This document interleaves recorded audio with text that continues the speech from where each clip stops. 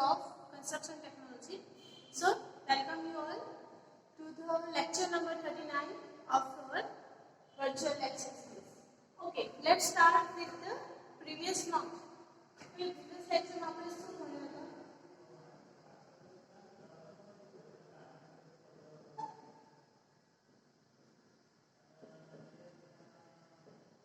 So, in previous lecture we have studied the chapter of scaffolding.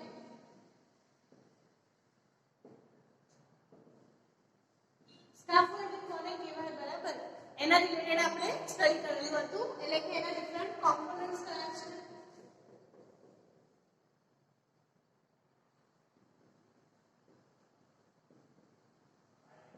various components of scaffolding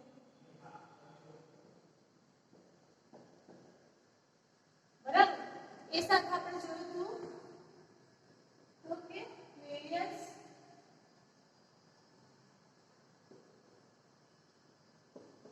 types of scaffolding. બરાબર scaffolding કોને કહેવાય એના કયા different components છે બરાબર એના બેઝ થી લઈને એના ટોપ સુધી નેગેટિવ સુધી આપણે કયા કોમ્પોનન્ટ્સ આપે છે જોયા એ સાથે ડિફરન્ટ ટાઇપ્સ ઓફ સ્કેફોલ્ડિંગ કે જેની અંદર સિંગલ સ્કેફોલ્ડિંગ ડબલ સ્કેફોલ્ડિંગ બરાબર ટ્રેસલ છે પેટર્ન છે સ્ટીલ છે બરાબર એ બધા ડિફરન્ટ ટાઇપના સ્કેફોલ્ડિંગ્સ નો એમાં ઇન્વોલ્વમેન્ટ થતું હતું so let's move on further our lecture will continue with the topic of sanding.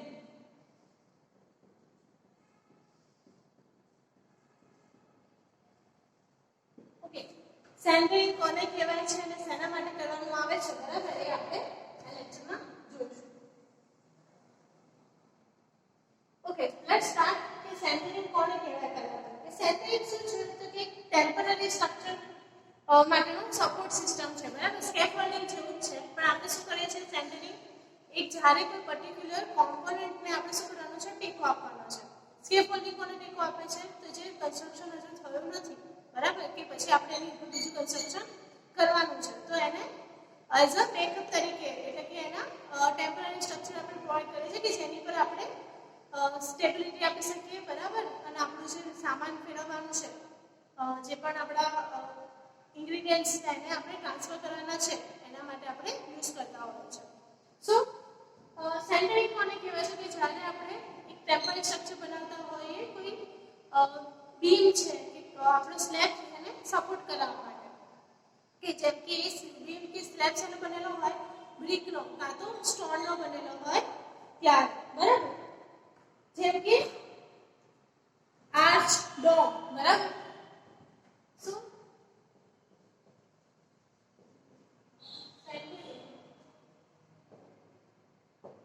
it is a temporary structure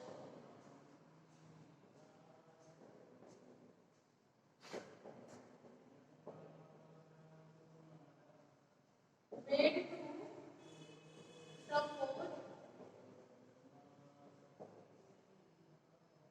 brick, stone and concrete components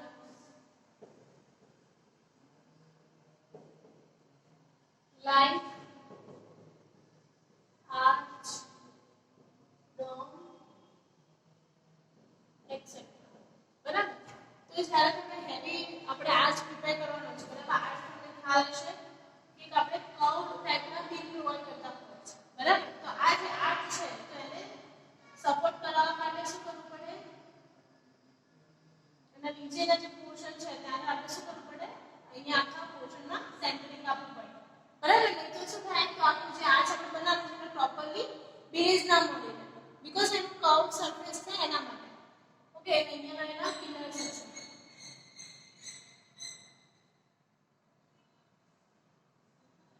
okay આ પિલર્સ થ્રુ આપણે શું કરીએ છીએ કે એના પર એક ટેમ્પરરી બેઝ બનાવીએ છીએ બરાબર તો કેવી રીતે બનશે એ આપણે ડિટેલમાં જોઈએ તો પહેલા તો કે ઇન્સ્ટોલેશન અને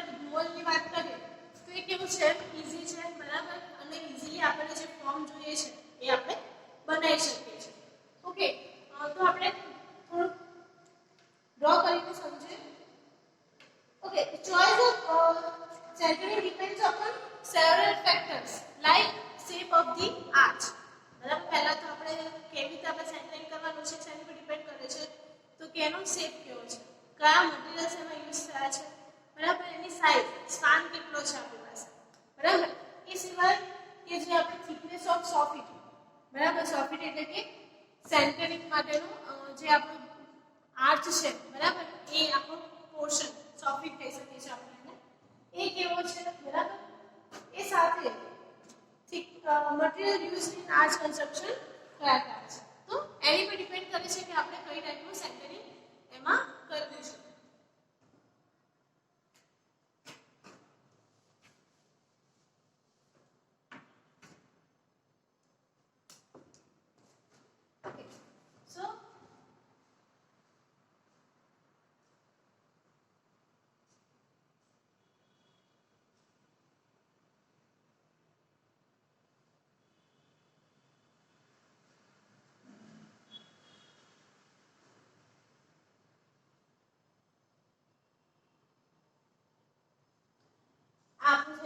સેન્ટરિંગ માટેનું ડિઝાઇન, બરાબર. તો હવે આ જે આપણે કેસ આપણે આપીએ છીએ એની જગ્યાએ આપણે શું કરીએ છીએ અહીંયા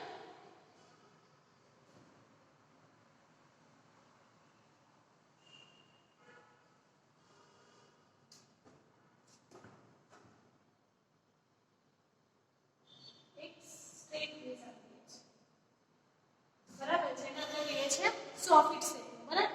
તો આ જે સર્ક્યુલર બને, બરાબર, એ છે આપણું ટેમ્પરરી સેન્ટરિંગ, બરાબર.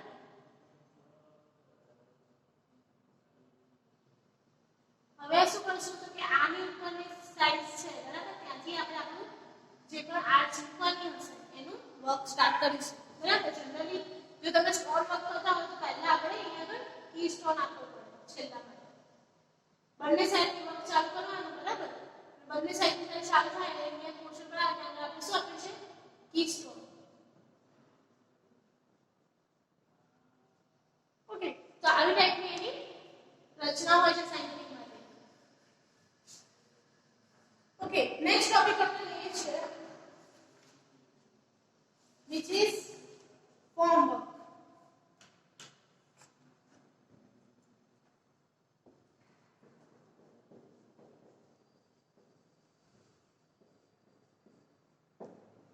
ઓકે, સેન્ટરિંગ ની જેમ એ પણ શું કરે છે સપોર્ટ આપે છે આપણા સ્ટ્રક્ચરલ કોમ્પોનન્ટ્સ ને. જ્યારે ફોર્મવર્ક ની ડિઝાઇન કરવાની હોય તો ફોર્મવર્ક શું છે તો કે સ્ટીલ કાં તો બ્રિક જે આપણા વુડન છે, બરાબર, એનું આપણું બનેલું ફોર્મવર્ક હોય છે. ઓકે, તો એ જે ફોર્મવર્ક છે શું કરે છે તો કે આપણા જે ડિફરન્ટ કોમ્પોનન્ટ્સ છે એને સપોર્ટ આપવાનું કામ કરે છે. તો જ્યારે આપણે કોન્ક્રીટને પોર કરવાનું હોય, બરાબર, એની અંદર કોન્ક્રીટ ફિલ અપ કરવાનું હોય તો એ આપણું ફોર્મવર્ક જે છે શું કરે છે બેઝ તરીકે વર્ક કરે છે કે જેનો શેપ, બરાબર, જે ફોર્મવર્ક આપણે બનાવ્યું છે એનો શેપ શું લેશે આપણું કોન્ક્રીટ લેશે અને જે પણ સ્ટ્રક્ચરલ કોમ્પોનન્ટ બનાવવાનું હોય સ્ટ્રક્ચરલ કોમ્પોનન્ટ બનાવવાનું છે. સો ફોર્મવર્કની ડેફિનેશન આપણે શું કરી શકીએ તો કે when the concrete is placed it is in a plastic state, બરાબર, કે જ્યારે કોન્ક્રીટને આપણે પ્લેસ કરવાનું હોય એની અંદર તો એ શું કયા સ્ટેટમાં હોય plastic state.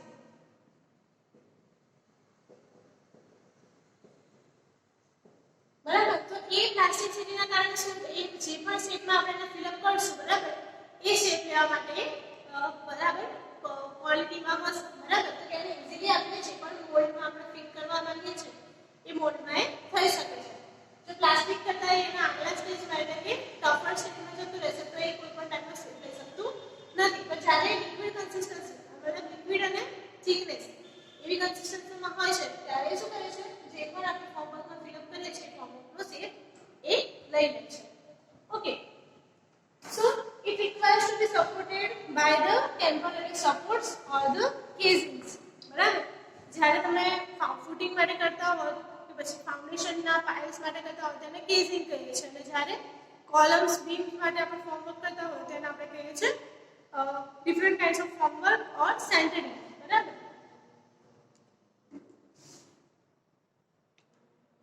This temporary casing known as formwork. કોને કહેવાય છે ફોર્મવર્ક? એની અંદર અગેન ફરીથી જોઈએ કે when plastic shape. It requires to be a proper shape and a proper form of the design. બરાબર તેના માટે આપણે શું કરીએ છીએ તો different types of formwork નો યુઝ કરાતા હોય છે. એ કેવું હોય છે ટેમ્પરરી સ્ટ્રક્ચર હોય છે. આપણું કોન્ક્રીટ હાર્ડન થઈ જાય એટલે પછી આપણે એને રિમૂવ કરી નાખવાના હોય છે. સો what are the requirements of good form work? કઈ કઈ છે requirements for good form work?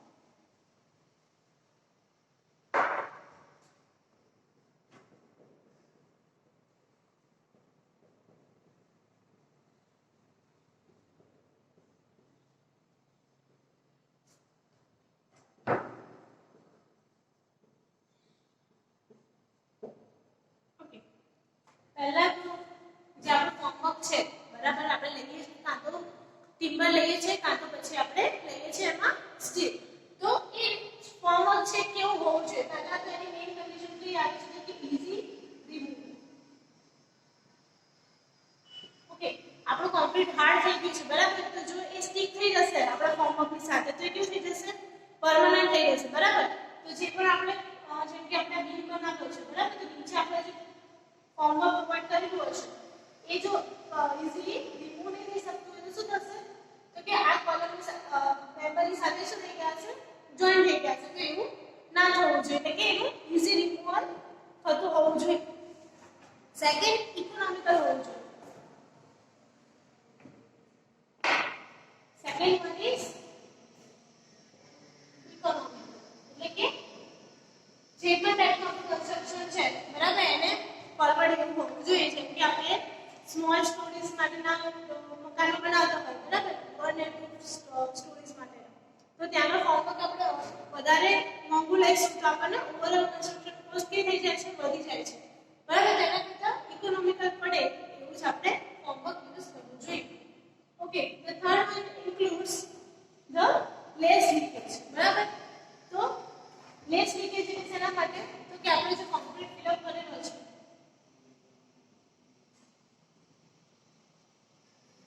તો સમટાઈમ્સ શું થાય છે કે એનું જોઈનિંગ આપણે જે ફોર્મવર્ક કરેલા છે બરાબર આ બ્લોક છે અને એની આજુબાજુ આપણે શું કરેલું છે પ્રોપરલી ફિટિંગ સાથે આપણે ફોર્મવર્ક આપેલું છે. તો આના જે મેમ્બર્સ છે એ બંને વચ્ચે સેપરેશન હશે જગ્યા વધારે હશે તો શું થશે તો કે આપણો કોન્ક્રીટ જે છે એમાંથી લીકેજ થાય છે. તો એવું ના થાય એના માટે આપણે શું કરવું પડે તો કે લેસ લીકેજ થતું હોય તેનું ફાસ્ટનિંગ એટલે કે એના નટ બોલ્ટ્સ આપણે એકદમ ફિક્સ કરેલા હોવા જોઈએ બરાબર. એ સિવાય enough rigidity. The fourth one is enough rigidity. Enough rigidity मतलब कि એની રિજિડ એટલે કે એનો જે સ્ટ્રેન્થ છે એ પ્રોપરલી હોવી જોઈએ. તો કે જ્યારે પણ આપણે કોન્ક્રીટ વોલ કરીએ તો એ શેપ ના લેવો જોઈએ. કેવો હોવો જોઈએ જો આપણો સ્ટ્રેટ હોય બરાબર તો એનામાં ડિફોર્મેશન ના આવવું જોઈએ. આ વસ્તુ નવી ના જોઈએ.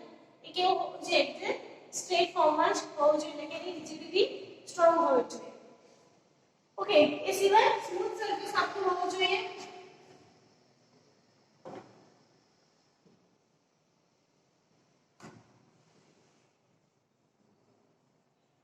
ઓકે સ્મૂથ સરફેસ થી શું થશે કે આપણે જે કોન્ક્રીટ ઉપર ફિલઅપ કરીએ છીએ બરાબર તો એ કોન્ક્રીટ એના સરફેસ ઉપર એક્ઝેક્ટલી બેસી જશે એટલે કે આપણું કોન્ક્રીટ જે છે એ પ્રોપરલી એના પર ટાઈટ થઈ જશે. પણ જો એની સરફેસ થોડીક ખરબચડી હશે એટલે કે થોડુંક એનામાં વેરિએશન હશે તો શું થશે કે આપણું કોન્ક્રીટનો જે શેપ બને છે એ પણ એમાં વેરિએશન્સ આવે છે. તો બને ત્યાં સુધી એની સ્મૂથ સરફેસ હોય એવું હોવું જોઈએ. 6 1 એની સ્ટ્રેન્થ બરાબર પ્રોપર સ્ટ્રેન્થ વાળું હોવું જોઈએ બીકોઝ જ્યાં સુધી 7 14 ડેઝ માટે આપણે એને કોન્ક્રીટ માટે રાખવું પડે બરાબર કેમ કે કોન્ક્રીટની સ્ટ્રેન્થ આવી નથી હોતી. તો જે 7 ડેઝ માટે રાખવું પડે છે એના માટે એને પ્રોપર 7 ડેઝ સુધી શું કહેવાય રેઝિસ્ટ કરી શકે એવી ક્વોલિટીનું મટીરીયલ હોવું જોઈએ. એ સિવાય sound hard and non yielding supports.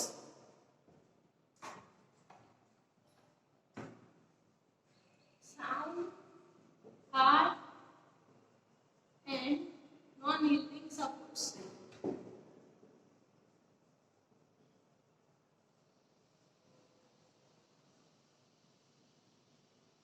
Okay, sound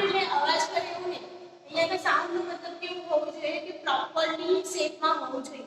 એટલે કે તમે જ્યારે બી બધા શેપની વાત કરો છો તો પ્રોપર શેપ અને સાઉન્ડનેસ એટલે કે એનામાં રેઝિસ્ટિવિટી હોવી જોઈએ કોઈ પણ ફોર્સને એના સાથે લડવા માટે. પછી હાર્ડ હોવું જોઈએ, બરાબર. હાર્ડ અને સ્ટ્રેન્થ બંને અલગ ટર્મ્સ છે. હાર્ડ એટલે કે જ્યારે આપણે એને ટચ કરીએ છીએ, બરાબર, તો એ કેવું હોવું જોઈએ? સખત હોવું જોઈએ, બરાબર. સ્ટ્રેન્થ ક્યારે ખબર પડે આપણને? તો કોઈ જ્યારે આપણે એની પર કોઈ જાતનું વજન આપણે આપીએ છીએ ત્યારે આપણને એની ખબર પડે સ્ટ્રેન્થ. એન્ડ નોન યીલ્ડિંગ એટલે કે મેં જે વાત કરી કે એનામાં ઇનફ રિજિડિટી હોવી જોઈએ, બરાબર. તો એ કેવું ના હોવું જોઈએ કે એ જે સપોર્ટ છે, બરાબર, એનામાં કોઈ જાતનું ઇન્ફોર્મેશન આવવું જોઈએ નહીં. એટલે કે નોન યીલ્ડિંગ ની પ્રોપર્ટી હોવી જોઈએ. ઓકે, સો આટલા છે આપણા રિક્વાયરમેન્ટ્સ ઓફ ગુડ ફોર્મવર્ક. ફરીથી એક વખત જોઈએ, વોટ આર ધ રિક્વાયરમેન્ટ્સ?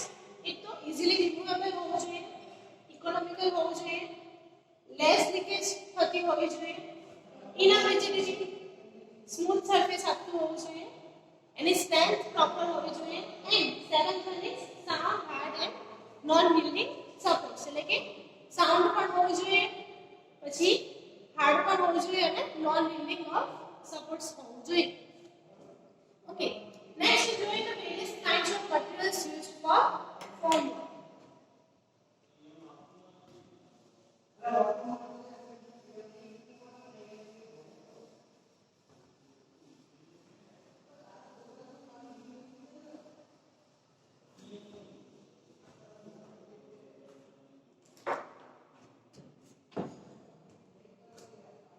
ફોર્મવર્ક ની વાત કરીએ છીએ આપણે, તો હવે શું આવ્યું? ફોર્મવર્ક requirements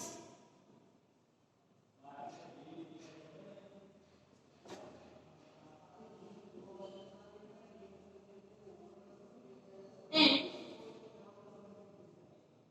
materials of homework.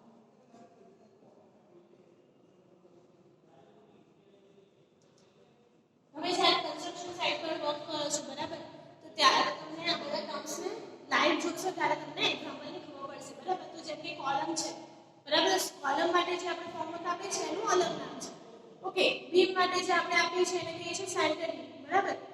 એ સિવાય આપણે સ્લેબ માટે પણ નીચે સપોર્ટ સિસ્ટમ આપવી પડે છે, જે આપણે સ્ટાફ વર્કિંગ છે એના ટેકા પર આપણે એનું આખું લેઇંગ કરેલું હોય છે, બરાબર. તો એ ડિફરન્ટ ફોર્મવર્ક માટે કયા કયા મટીરિયલ્સનો યુઝ થાય છે એ જોઈએ. તો મટીરિયલ્સ ફોર ફોર્મવર્કમાં આવે છે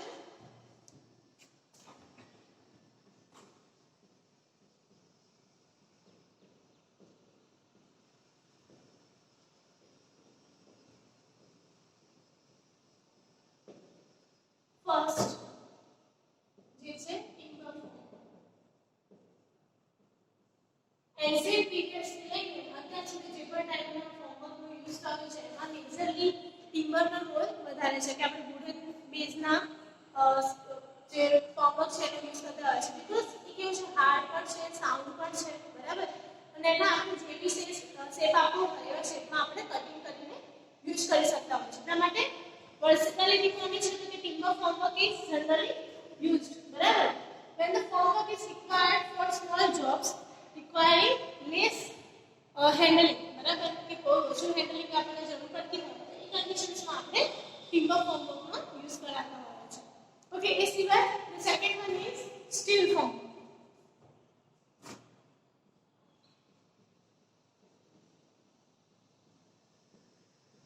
ઓકે, નામ લખવાનું છે કે સ્ટીલમાંથી બનેલા જ્યારે ફોર્મવર્કનો યુઝ કરતા હોઈએ, બરાબર, તો કે એમાં શું હશે તો કે આપણે સ્ટીલનો બેઝ લઈ શકીએ અને ઉપર ટિમ્બરનું પ્લાન્ક હોય, બરાબર, એનો યુઝ કરીને સ્ટીલ ફોર્મવર્ક જનરલી બનાવતા હોય છે.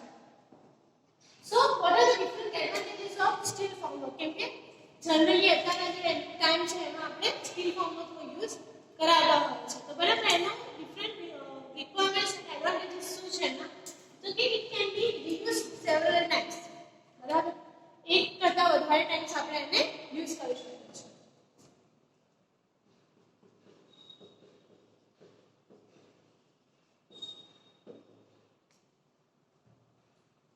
it can be reused, બરાબર. પહેલો તો એ થઈ ગયો. પછી એની strength,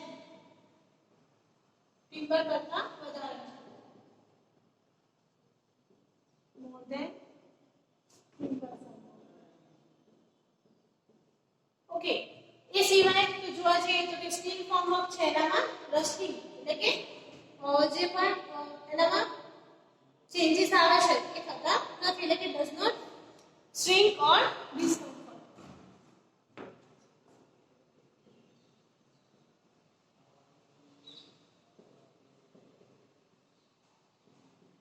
Shrink or expand. Shrinking થવું એટલે કે કોવાય છે બરાબર. ટિમ્બરમાં એવું જનરલી થતું કે જ્યારે તમે વરસાદની સિઝનમાં યુઝ કરતા હો તો એનામાં ફૂલી જાય છે બરાબર એ પ્રોપરલી, અને જ્યારે તડકામાં યુઝ કરતા હો તો એ થોડું શ્રિંક થઈ જાય છે. તો એ કન્ડિશન આપણને સ્ટીલમાં જોવા મળતી નથી બીકોઝ એનું ટેમ્પરેચર જે લેવલ છે એ ઘણું હાઈ રહે છે ટિમ્બરના પ્રોપોર્શન્સમાં. એ સિવાય non observe water from the surface બરાબર. સરફેસ પરના વોટરને એબ્ઝોર્બ કરી લેતું નથી. તો જ્યારે it does not absorb water from surface.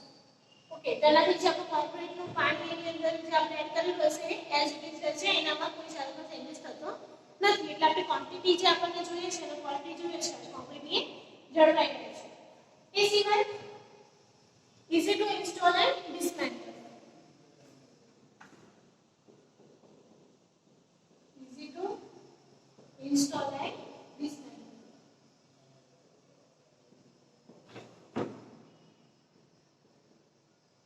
Okay, install એટલે કે એને આપણે ફિક્સિંગ કરવું પણ ઈઝી છે અને એનું ડિસમેન્ટલિંગ કરવું પણ ઈઝી છે. વારંવાર યુઝ આપણે કરી શકીએ છીએ તો પણ એનામાં કોઈ જાતનું ડિફોર્મેશન આવતું નથી. સો આટલા એના ડિફરન્ટ કાઇન્ડ્સ ઓફ એડવાન્ટેજીસ છે.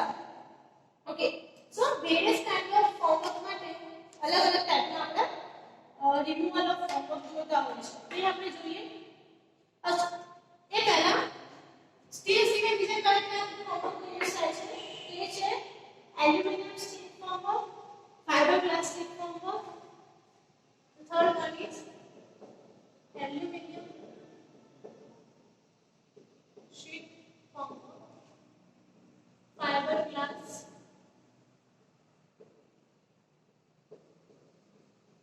okay, and also the fifth one it includes plywood formwork. Timber and plywood में શું ડિફરન્સ છે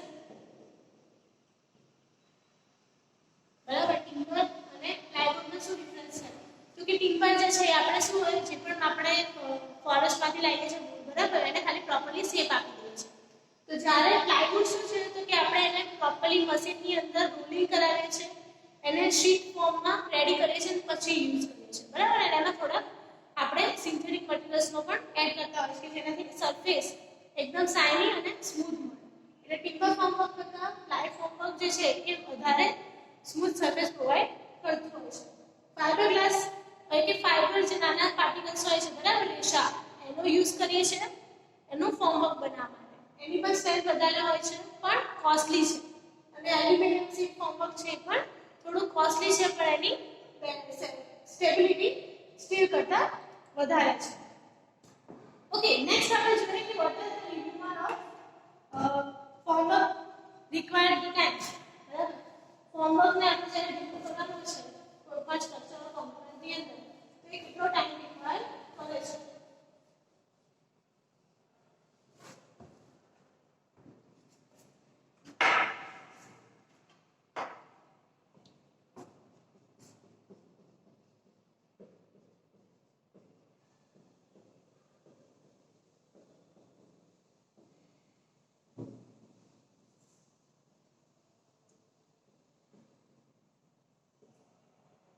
ઓકે, તો પહેલા તો જોઈએ કે કયા ફોર્મવર્ક માટે ટાઈમ જોઈએ છે. તો કે વર્ટિકલ ફોર્મવર્ક હોય જેમ કે કોલમ્સ છે, વોલ્સ છે બરાબર, તો એના માટે આપણને વધારે ટાઈમ જોઈએ એટલે કે 16 to 24 અવર્સ આપણે એમાં સપોર્ટ આપણે રાખીએ છીએ. વોલ્સ, કોલમ્સ બહુ વધારે 16 to 14 અવર્સ જેટલો ટાઈમ આપણે આપવો પડે છે બરાબર. કે વર્ટિકલ છે તો એને એનું શું કહે છે વિડ્થ ઓછી છે અને હાઈટ વધારે છે બરાબર. તો ઈઝીલી શું થઈ શકે છે સેટિંગ એનું જલ્દી થઈ શકે છે. એટલે આપણે ફોર્મવર્ક એને 16 to 24 અવર્સની અંદર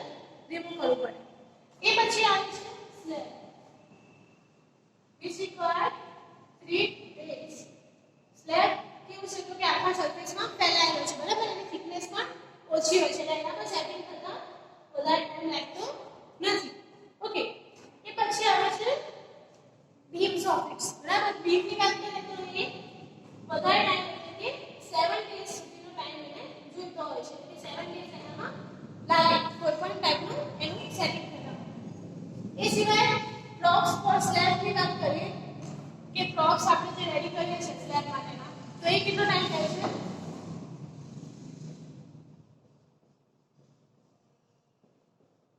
તો એ 7 to 14 ડેઝ એનામાં જોઈએ છે, બરાબર? જ્યારે સ્પાન એનો 4.5 મીટર કરતા ઓછો હોય ત્યારે, અને એના કરતા વધારે થાય છે તો એના ડેઝ પાછા વધી જાય છે.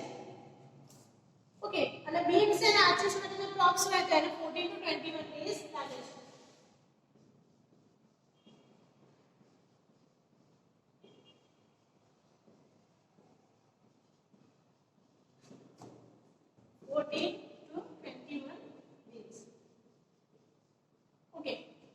આટલા જ આપણે સ્કાફોલ્ડિંગ ની અંદર જે આપણું ચેપ્ટર છે એની અંદર આપણે આટલા ટાઈપ્સના ફોર્મવર્ક, સેન્ટરિંગ એન્ડ સ્કાફોલ્ડિંગ સ્ટડી કર્યા. ઓકે, હવે જે છે રિક્વાયરમેન્ટ્સ એનું શું છે તો કે ડિફરન્ટ ફોર્મવર્ક શેપ્સ.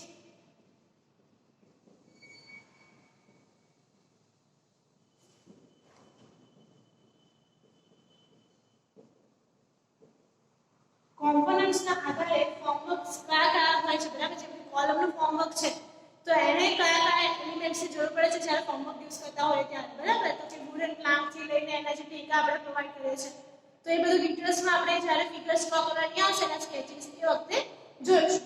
સો આપણું ચેપ્ટર અહીંયા ફિનિશ થાય છે. અગેન સ્કેફોલ્ડિંગના જે ટાઇપ્સ હતા એ થી લઈને પીરિયડ ઓફ રિમૂવલ ઓફ ફોર્મવર્ક ત્યાં સુધીમાં તમને જે પણ ખ્યાલ આવ્યો હોય એના માટે બી કમેન્ટ કરો, અને ના ખ્યાલ આવ્યો હોય એના માટે બી ક્લાસરૂમમાં કમેન્ટ કરો. Okay, today's question for the lecture is what are the different types of materials used for formwork?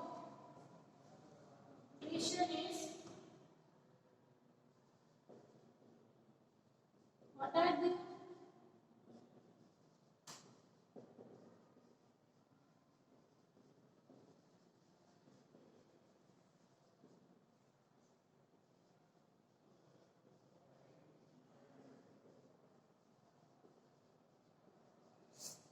ફોર્મવર્ક માટે કયા મટીરીયલ્સ યુઝ થાય છે તમારે જણાવવાનું છે. સો આઈ એમ કૃષ્ણ પ્રસાદ, સાઇનિંગ ઓફ. જય શ્રી કૃષ્ણ.